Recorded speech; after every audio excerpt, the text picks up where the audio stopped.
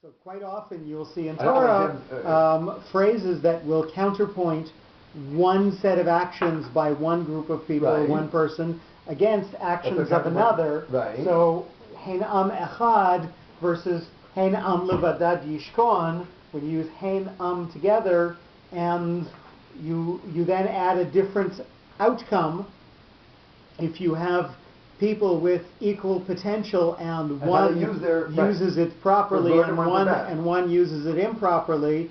So I was wise to use the Hein Am Levadad Yishkon. So I thought of that before I even read the Pasuk. So again, when we see words and phrases that appear just a little bit different, there is usually a reason that it's done that way, and it is to allow us to compare.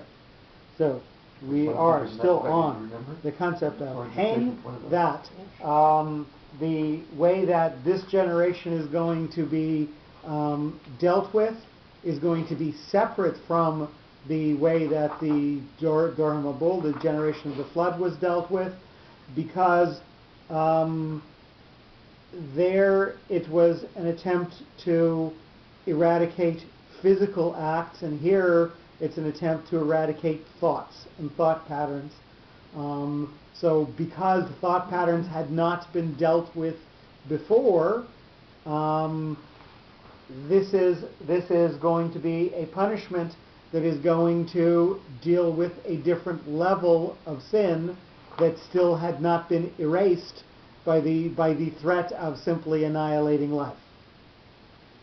So again, we have this strong separation with Hein, and something new is going to come after it.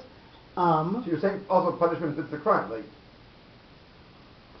a different punishment for a different crime, right? The concept of divine justice is always midah keneged midah, that you have a measured response that will take the crime and allow the perpetrator to see that this is what happens as a direct consequence of doing that, so that they have the ability to grow afterwards and perhaps get that out of their character.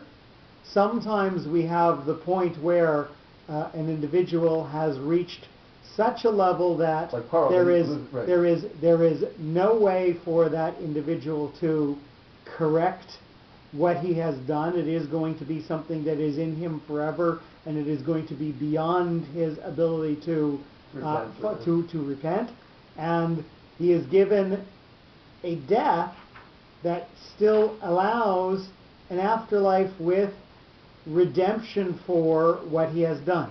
So he's given midah keneged midah as a way of dying in order to at least have a way after death of having atoned for what he did during life. Right. So again, the midah keneged midah principle is a merciful one, is one that is going to allow growth if there is still life afterwards, and at least allow the ability to get that flaw out of the soul if the soul is going to leave and go to another world.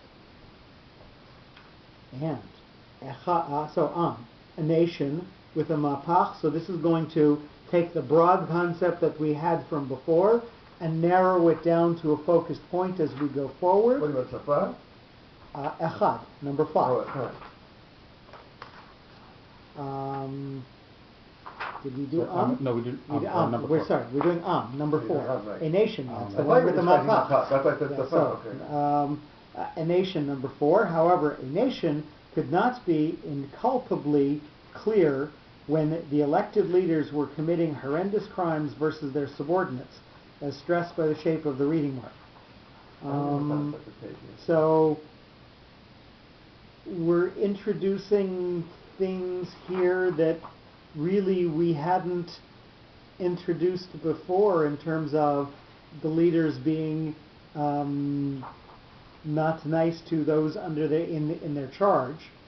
Nonetheless, we're going to say that all of the things that were happening are going to narrow down into the formulation of a punishment that's going to come afterwards. echad, one, with a pashta. So this is going to focus us on the word and move us forward to what's going to come afterwards. Number 5, therefore, the whole population was considered one solid block, responsible for the resulting effects as denoted by the directional shape of the reading mark. So, when we came across this word echad, we might have sort of thought that, okay, at least they had unity of purpose, and that's something that they were given mercy for. But in fact, we're saying, no, they have unity of culpability, that all of them took responsibility for having the same thought process because they were participating. So it's not that they were working together to try to work together. It's they were working together because they all had that singular thought of, let's take over the universe from God. So the unity that they are showing is a unity of thought pattern. Again, we're saying that this is going to be a punishment that's going to correct thought pattern. So they all have the same sin upon them, and hence they are all going to be judged as a single block, a group of people who are all making the same error. Wait, I know I've asked this before, but I want to ask it again because I don't remember. We know he's very very paying attention to detail of. Maybe I'm giving more credit. Have we made the distinction in the past? Have you made this by saying directional shape of the reading mark, closing shape of the reading mark, stabilizing shape of the reading mark? So absolutely. No, he has to be. Yeah. We're saying when we say here we're just saying the shape of the reading mark, that this is something that is pushing forward. The shape is the shape of the trunk of the note. Like saying something that is pointing forward into what's going to go after. So that's the shape. So what's the difference between shape and directing shape? So when we'll say directional shape, it is something that is referring forward or backward to events that are going to come from before or afterwards. So quite often when we get to a tipcha, it'll say directional shape, because that's looking backwards at what's come forward. And a mercha is mostly coming forward into what's going to go after it. Wait, there's directional shape. So directional shape. When we look at directional shape of the reading mark and shape of the directional reading mark, it's not the same look. Correct. Right. So do we make that distinction, or do we? Maybe he did, but I don't know if are we that, whatever the word is, directional shape of the reading mark and shape of the directional reading mark. It's like what they do when in Tfilat Haderech, which we just said. You take up a sug and you read it different ways by in Rosh Chodesh, or in Kiddush Levana you do it. So again, when we say here the directional shape of the reading mark, we're saying that because this is a reading mark that's going to point us forward to what's going to come afterwards. Okay. So he's saying there's a connection between this word and the way that this word phrase is going to be interpreted, and what the next word phrase is going to get as an interpretation. So not only do they have unity of thought, but connected to it, we're going to read number 6 now, V'safa, with a mapach. It's going to fold in what we had from before, and again narrow it down. So they had a thought process, and they've got safa, and a lip, a language. Number 6, a uniting link between people was the goal, and a language for making plans and proposing ideas for a unified purpose, as suggested by the shape of the relating reading mark. So this is going to, again, the fact that they've got unity of intention, and they have a tool to connect themselves and to allow them, all of them, to achieve that thought process that they had. So the language is going to take that unity of intention and that unity of, so we've got physical potential and the thought, and now a language, a way to put those things together, and this is going to grind into what's going to come next. So yes, we said directional shape when we said echad, because that directional shape is going to put us into connection with the fact that not only do they have a unity, they're all having the same thought separately as separate individuals, but now they've got a way to talk to each other and make sure that that one thought is what actually gets expression in the world. Does he only say directional shape when it's a mapach? First of all, when I first said I was looking at the wrong sticks. No, he does not. It's not just for that. But that's a very obvious one with a mapach. But directional shape he mentioned with the pashta. Because they all have direction. I mean, yeah, Dargah has a direction also. No. At Nachtan, so Pasuk don't have direction to them. No, I said Dargah has it. So many of them don't have direction to them. Dargah has a direction, like a down. Dargah has a direction. That's what I said, Dargah. I didn't say it, yeah. Not every note has a directional... Well, like Irish is backwards. Yes. They all sort of have some shape, direction. So Pasuk. Okay, well, no direction. For stabilizing, that's a... Okay. Everything's a directional. And then he says bar pi type thing. I wish he was here. If he was here, I don't know, whatever. Achat, he would number 7. If he was here, he would give you credit for all the great ideas. Oh yeah, he wouldn't give me any credit for what I ever heard about or whatever. Even my ideas he would make, and he wouldn't be Yeshiva. He was not Makpid of Yeshiva. All right. Number 7. Number 7 is 1. How'd that happen? Achat, with the pashta. So this is going to emphasize the word and focus us forward from there. There was one way, number 7, for continuous improvement. By communicating suggestions and pooling advice from the people, the anticipated projects continued advancing to perfection, as expressed by the directional shape of the reading mark. So, with this common purpose, or everybody having the same thought at least, and a common language, a way to express that to each other and to turn it into fruition, there was one thing that they were going to do. And this is going to bring us forward into Lichulam, for all, number 8. Between 5 and 7, Echad and Achat. One is feminine and masculine. So yes, so it's obviously a grammatic. No, so this is masculine and feminine because we have the word a nation, masculine, Echad, the Safa, language, feminine, Achat. Oh. Okay. So it has to do with the nouns that they're describing, masculine and feminine. Hence the word one changes from the masculine to the feminine. Okay. It's like Tov and Tovah, right? Yes. Lichulam, for all, with a katan, with a 2-part note to it. Number 8.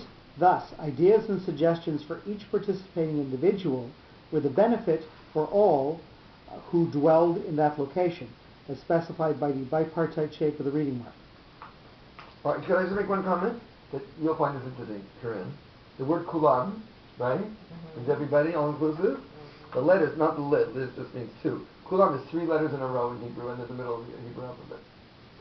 So it makes sense that it's like all inclusive. You see it in the letters and they're in the right order. Chaf, Lamed, and Men follow each other.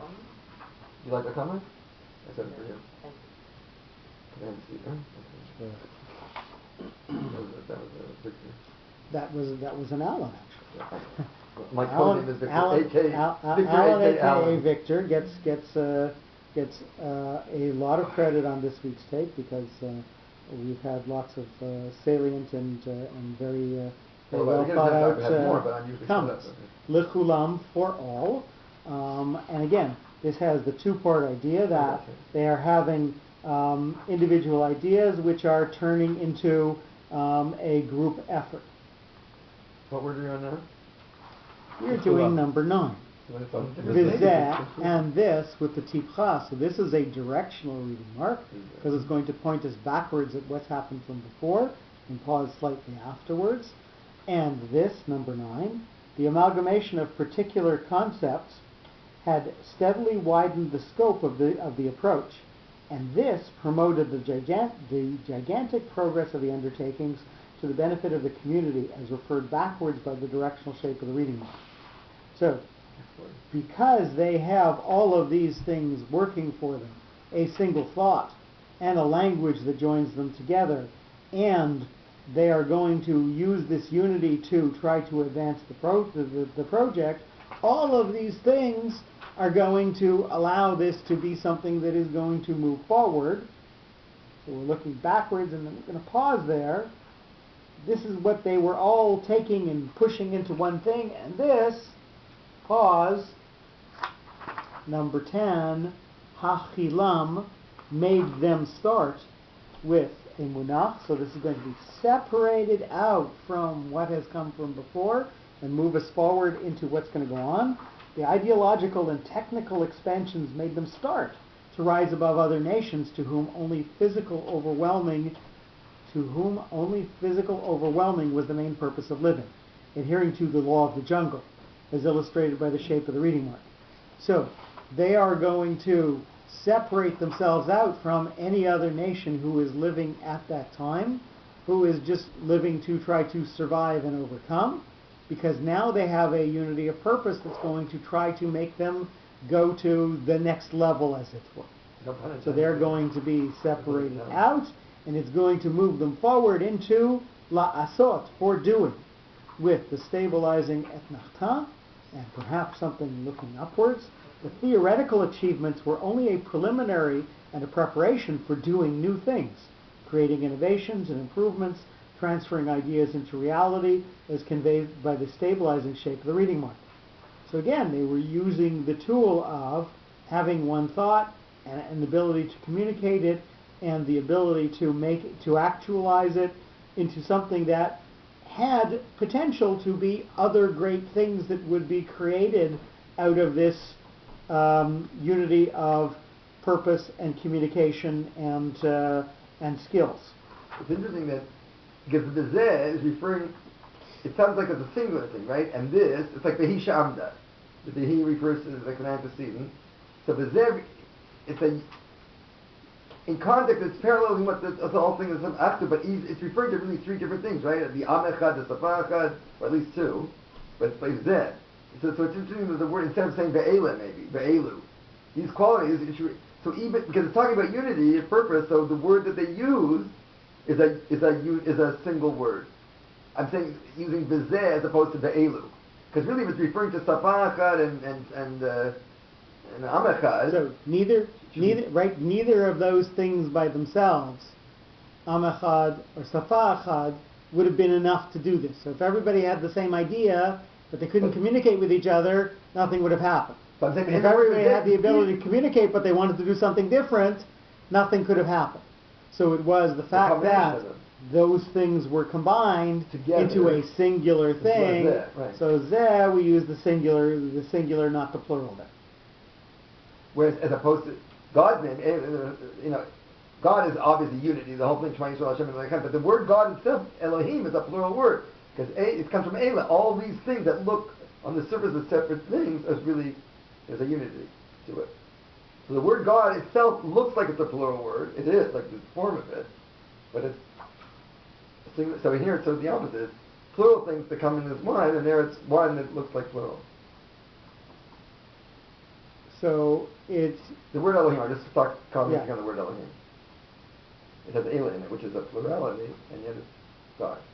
Because if you don't look at it the right way, you couldn't see. So then that's what the rest of the world does. They assign different, When we graduate to moving back to Breshit, and hopefully Parshat Breshit, and hopefully my that's first one, the first Elohim thing. Of the Kabbalistic sources, I am sort of having internet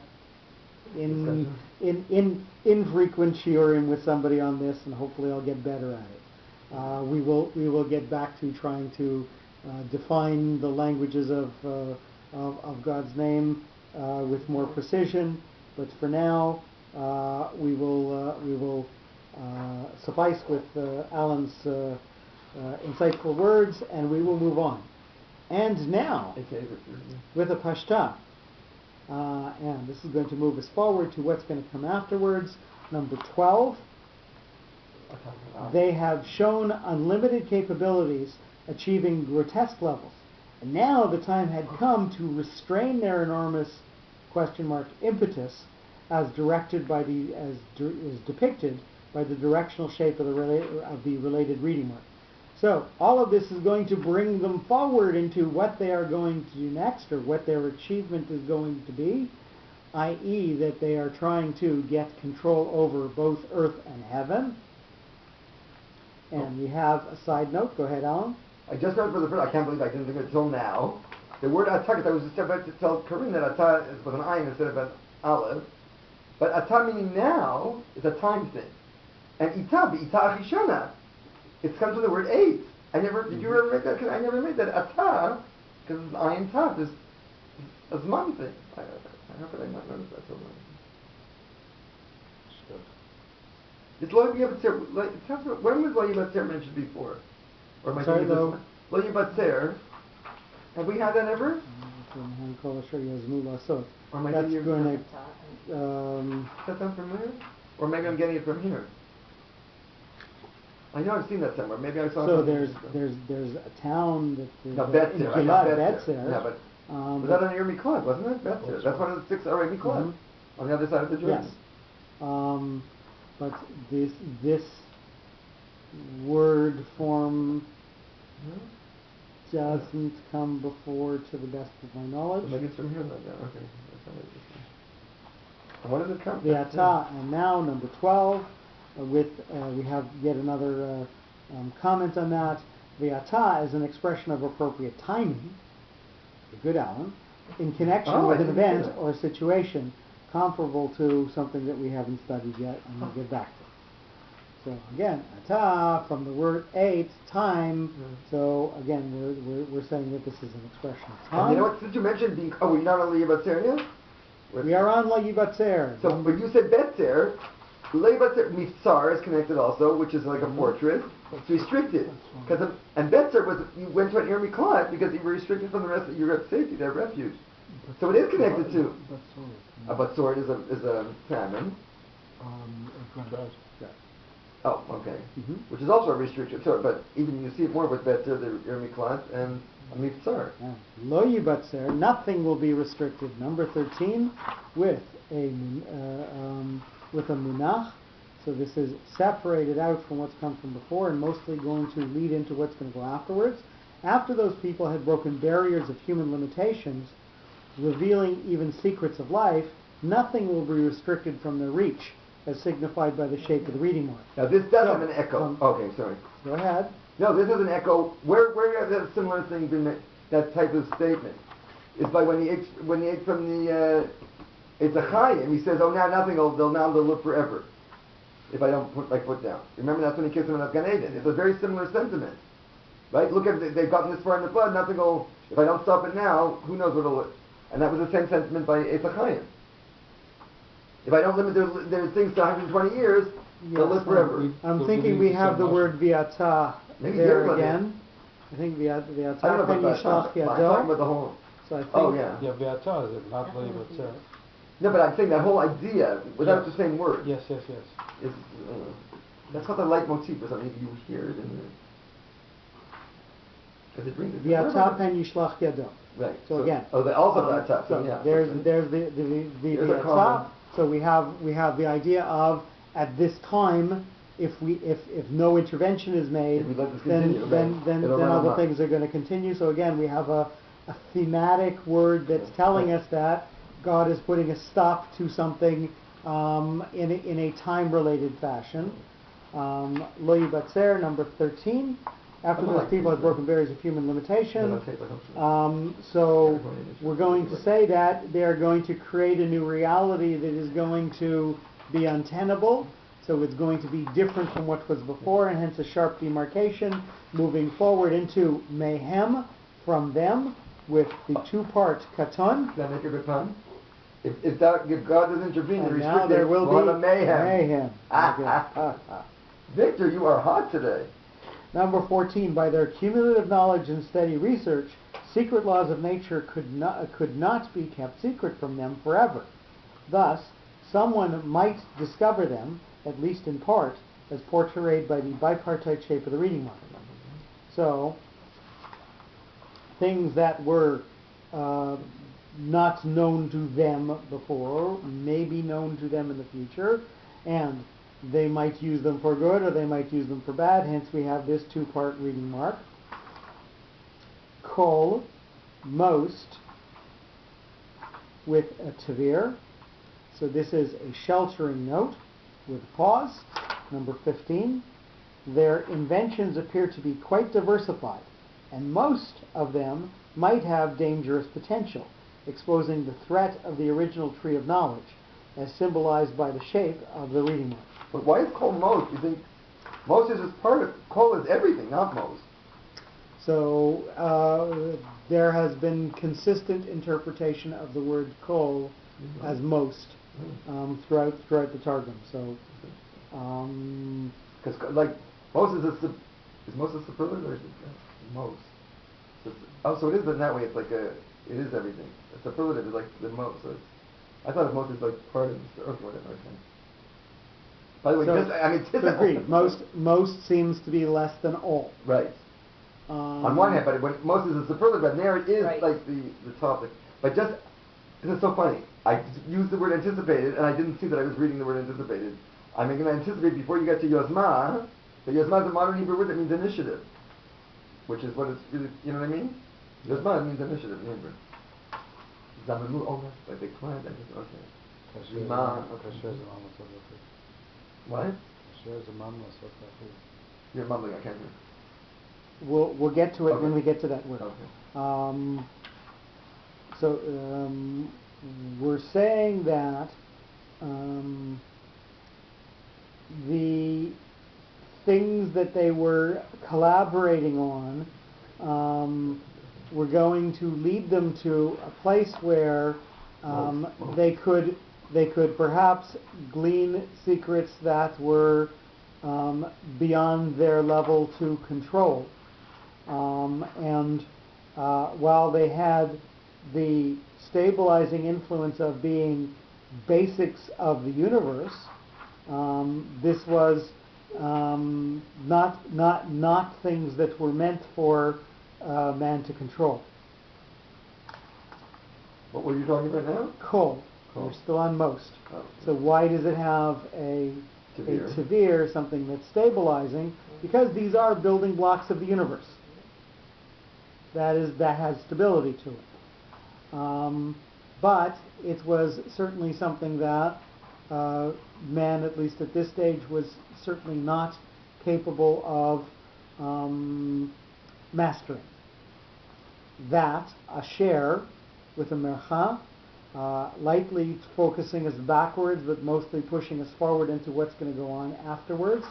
Number 16, that, i.e. what looks splendid and magnificent at the beginning, could prove to be bad and have deadly effects, as defined by the directional shape of the reading mark. So even though it's connected to all of these things that they are going to cooperate on and perhaps get mastery over, it's going to lead to, and now we're going to get to the word that we were talking about, yozmu. They anticipated, and we were trying to define the root of the word yozmu, and in modern Hebrew it means initiative, and we have it used in the Torah sense as well with witnesses who are trying to bear false witness, that they are trying to make the judgment the way that they want it to be. So they're going to anticipate what the outcome is by giving a false statement. So they are going to try to make something happen through falsely misleading the courses, the court system.